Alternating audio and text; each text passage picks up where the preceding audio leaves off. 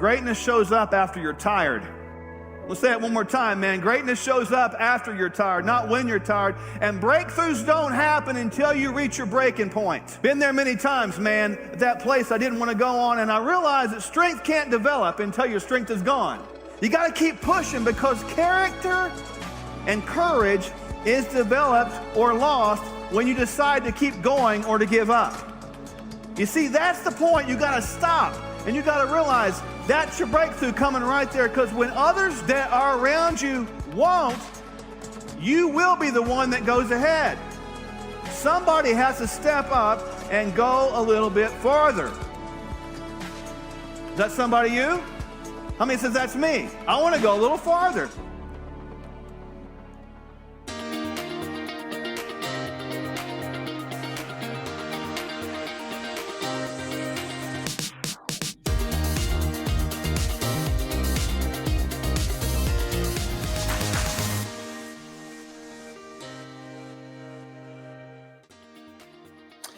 And welcome to our new show, Furthermore, where you'll find education, motivation, and inspiration. I'm Dr. Mark.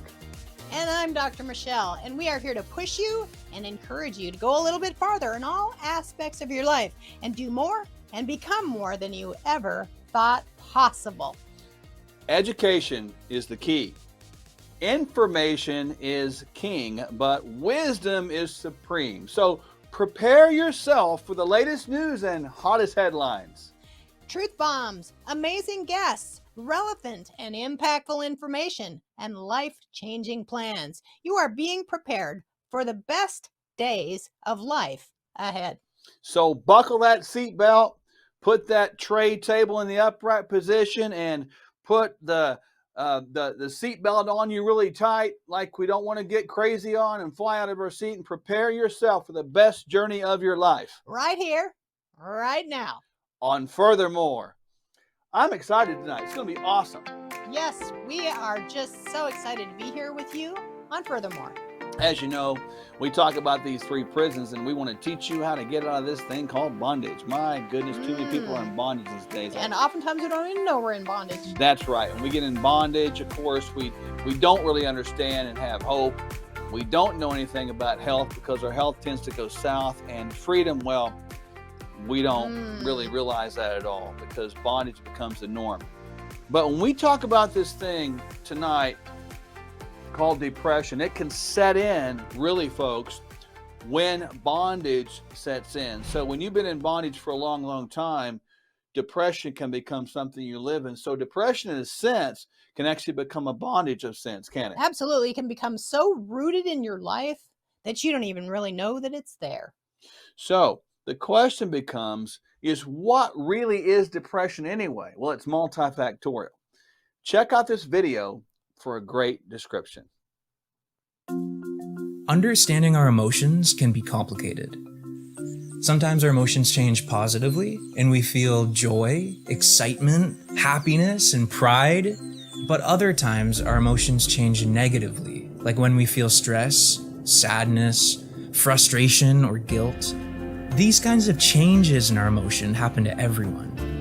But when you have depression, negative emotions usually last for a longer period of time and start to affect your day-to-day life.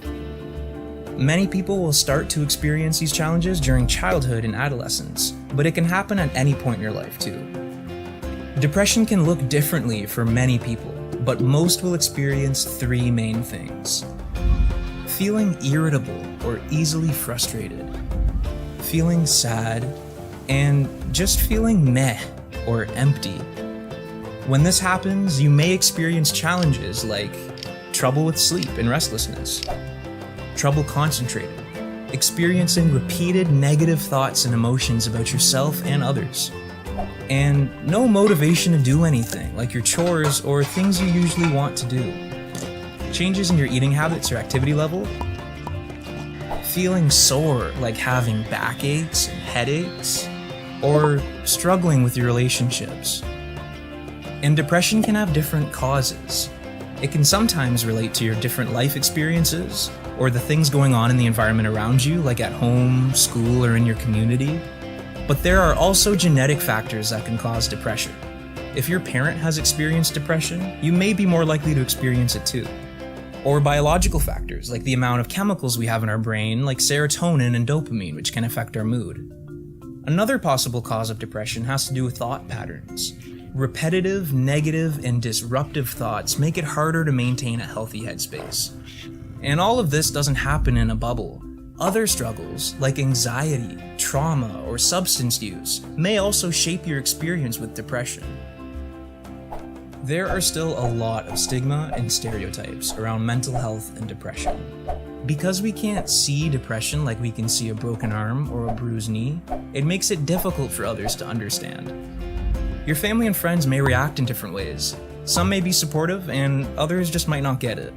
But regardless of how others see it, depression is still very real. Learning more about your mental well-being can help you and others in your life better understand your experience. Reaching out for support and accessing treatment like therapy and for some people medication may help you to get better and stay well. Well, we know that there's a lot of aspects and factors that really deal with this thing and contribute to this thing called depression, and it's real. It is estimated today that 1 in 4 Americans, from some studies up to 2 in 4 Americans, so that'd be 25 to 50%, are on some sort of antidepressant. It's interesting to note, too, that the antidepressant drug Zoloft went off market because of temporary availability issues in June of 2020. So people are depending on medications to really solve this thing called depression. But my question for you is medication really the answer, and is depression solved by meds? Well, the last time I took a look at the literature, I could not find anywhere in the literature that it said we have a medication deficiency. Actually, it talked more about how cells, brain cells, the cells that actually help you make thoughts, are actually driven by nutrients. So with depression, we actually have to look at the root cause of that. And sometimes it's things like fear, resentment, anger, unforgiveness, disappointment, and even shame. There might be a big root there that's actually digging you into a hole. So we have to maybe get an accountability partner, get some counseling so someone can help us dig out of that hole. And then, of course, if we don't have the right amount of nutrition, we're going to end up becoming nutrient deficient. And all those neurotransmitters like serotonin and dopamine, they actually require certain nutrients to actually form those neurotransmitters. So if you're B vitamin deficient, magnesium deficient, tyrosine deficient, boy, you can't even make neurotransmitters. And I don't know about you, but maybe I didn't used to sit down to dinner and go, do I have what I need to actually make these neurotransmitters and help brain function? Do I have what I need to make good, healthy gut function? There's something called the gut-brain axis or gut-brain interaction.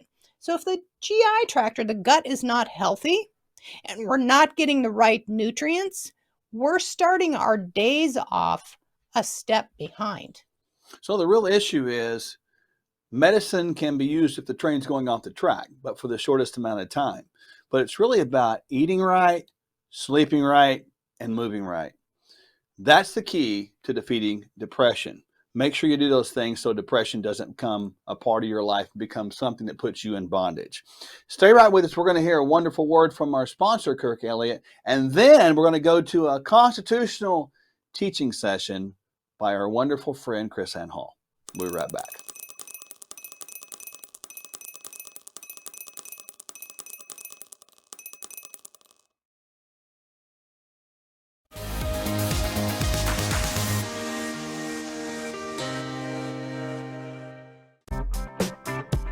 And when you navigate through these economies with people, here's what happens.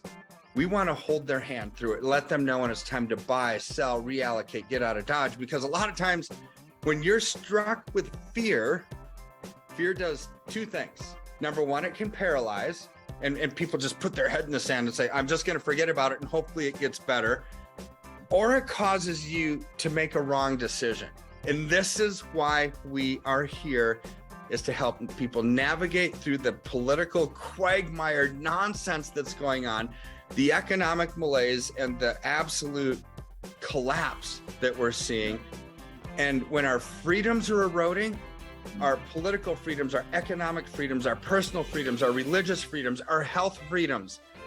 They're all tied together. But you know what doesn't need to erode with that? Our finances. KirkElliottPhD.com/Sherwood. It is so important that we maintain the ability to have freedom in the financial realms, isn't it? Absolutely. And oftentimes we get into that bondage or lack of financial wealth, and we don't even realize that we're going there. A lot of people don't talk about, we talk about financial freedom, but many times we don't talk about the condition that is governmental bondage, or the opposite condition, which is freedom from big government. And that's why we've developed a special relationship with our wonderful friend, Kris Hall. We sat down with her recently, and she taught us so much, continues to teach us so much. So we're going to go to a teaching session right now from her that I think will be very beneficial and enlightening to us all. Check this out. The God who gave us life gave us liberty at the same time.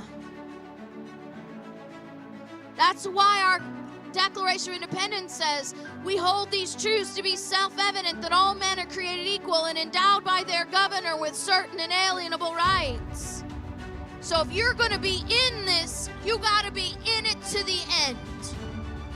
And the only way you can do that is if you are filled with the Spirit, filled with truth, and filled with courage. Well, we're back, and many of you already know this wonderful patriot and wonderful friend of our show here at FurtherMore is Kris Hall. Welcome back, Kris Ann. Thanks for being with us. Thank you so much. It's my pleasure to be here. Well, you have blown it up, literally, with our audience and our mind, et cetera, with the ability to understand the Constitution the way you do. We just credit you for that. So honored to have you on as just a regular part of our movement here, and people are starting to know who you are, and I'm super excited about that. And may your name be lifted up, but you're going to give God the credit, which I know that's pretty important to you. With that said, let's talk about this today, about if people don't get it right. In other words, if they don't interpret the Constitution, execute same, and put feet to the action, what do you see happening to our country overall? What could happen and what could occur, in your opinion?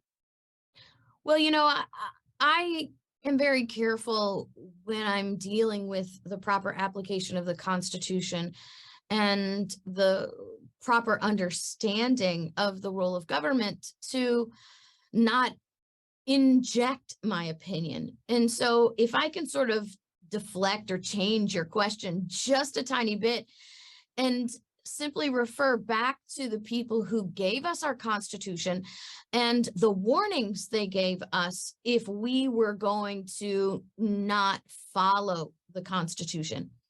And I would say the first thing that I would want to bring to mind is for everybody is a quote from Samuel Adams. And he wrote, "No people will tamely surrender their liberties nor be easily subdued when knowledge is diffused and virtue is preserved."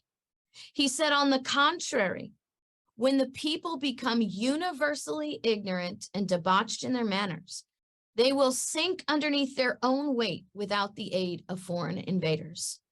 So we can understand from that wisdom that really the most dangerous thing facing America today is the ignorance of the people regarding the proper role of government and the proper application of the Constitution. It is we ourselves who are the greatest threat, not invaders. And one could argue that, well, it's the government that's not following the Constitution. Well, that's a symptom of the problem. That is not actually the problem, because we are a constitutional republic. We are not a democracy, and we are not a kingdom. Because we are a constitutional republic, government is a reflection of its people. We are not a reflection of our government. And when government is acting outside its constitutional boundaries, when those in government are acting to usurp the rights of the people, it is not because of their assertion that we are in danger. It's because of the people's lack of knowledge to their limits and the lack of courage to stand against them. The knowledge part is really the beginning, because we have to recognize, as Samuel Adams said, we sink underneath our own weight. The last 150 years, the government has been growing exponentially. And that growth has really increased that rate of growth has actually increased beyond comprehension in the last 50 years.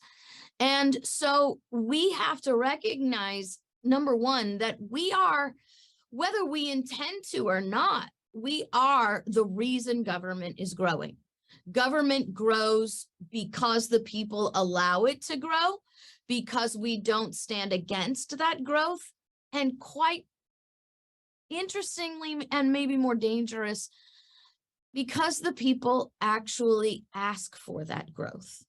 And that's where the whole knowledge thing has to come into play.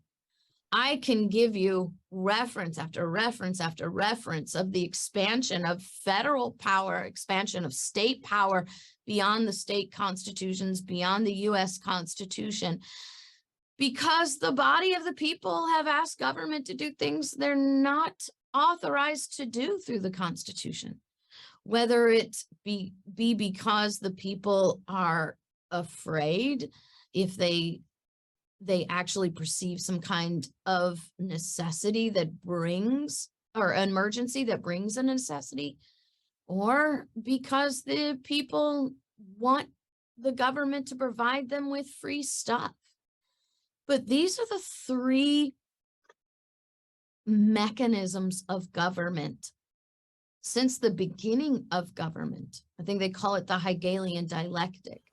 So government actually creates these situations so that people who are not educated on the proper role of government, not educated on the proper application of the Constitution, must then give into the cult of the expert. Experts, by the way, that are designated as experts by the very government. Those experts are advising the people to empower. And so we have now found ourselves in manufactured crises with the purpose of creating necessity that causes the people to cry out for security, to cry out for free provisions, to cry out for the expansion of government. So the greatest problem that we seek today, according to those who actually created our government, is the ignorance of the people on the power they have and the duty they have to limit government to its few and defined powers. That's just wow. Wow. I mean, and isn't it interesting? Did you hear carefully what she said, ladies and gentlemen? That government creates the situation for the necessity for the people to cry out so that the people will be helpless and seek help from the government. Isn't that interesting? Yes, creating helplessness. Yeah, and when you think about this, the necessity that they create for provision and protection is really where we become sheep. It's a bondage. It's totally bondage. And this is what's happening in these created situations, the emergencies that are. We're not saying that there's not some truth in that. We're saying that the created situation creates another opportunity for government to get bigger and become more controlling. But as you've heard me say before in previous engagements, and I say again to you today, the key to understanding where we are is to learn the intent of the Constitution, to understand the authors of the Constitution's heart and frame of mind. That's what we call it, the framers. And one of those framers would be this guy named Samuel Adams. And you heard Kris Ann Hall quote this, and I think it bears saying one more time. Yes, Samuel Adams said, "For no people will tamely surrender their liberties, nor can they easily be subdued where knowledge is diffused and virtue preserved. On the contrary, when people are universally ignorant and debauched in their manners, they will sink under their own weight without the aid of foreign invaders. What makes people universally ignorant, we might ask? Does that mean we're born ignorant? No, we're born with knowledge at the touch of our fingertips, but we need to understand knowledge only becomes powerful when it's used correctly, and that would be wisdom. Other than that, knowledge becomes foolishness. So get knowledge, and like I said at the beginning, wisdom is supreme. Stay right with us. We'll be right back.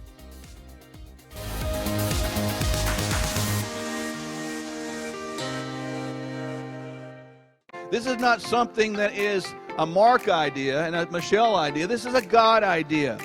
This thing right here has a 2-year shelf life. When we think about the problems we have in America with our food supply, what are we going to eat, what are we going to do? Stock up on something that's going to help you. This is organic pea protein, greens and reds, fibers, and multivitamins and minerals. It will stay good for 2 years. How many have wondered what you're going to eat if things go south? Kingdom Fuel right here. She said to me, she's kind of one of the JAG people, you know, one of the attorneys for the military. She said, Mark, the military today can't even fit in their uniform, much less fight a war. She said, I'm concerned about the safety of America because of how we're caring for and feeding our troops. It is so sad what we have in our country, and no one wants to talk about this.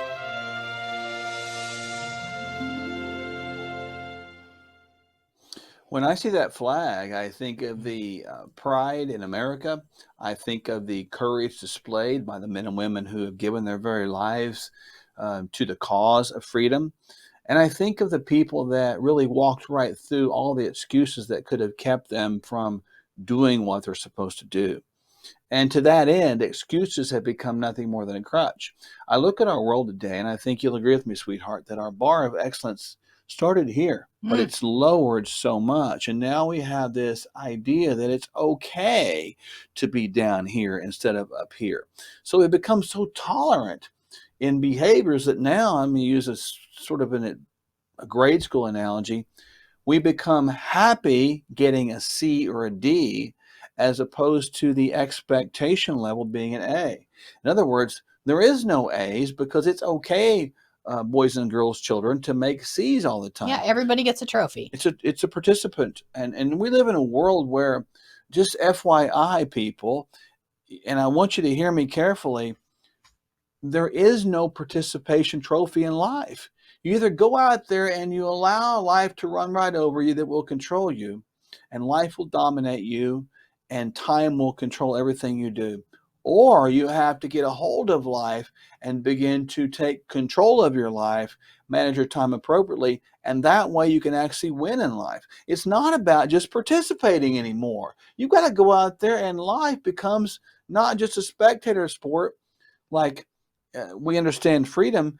Life and freedom is a participatory sport, and you can't have either unless you get in the game. That's right. And we really have to get back that zero tolerance for these things that we call excuses, because the more you make them, the easier it is. And it's like it just becomes an addiction to making the next excuse. And before we know it, that's all we do is we're making an excuse to make another excuse as to why we don't excel and why we aren't setting the bar higher so that we can become better as human beings.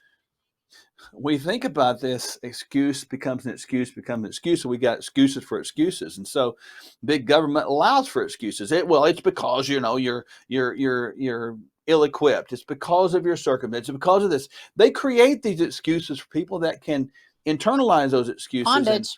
And even with big medicine, you know, they'll Bondage. do that too. They'll tell you, you can't really pay attention in life because you have ADHD. They're looking for a diagnosis to rename you, relabel you, reshape you, and get your ID card shaped differently.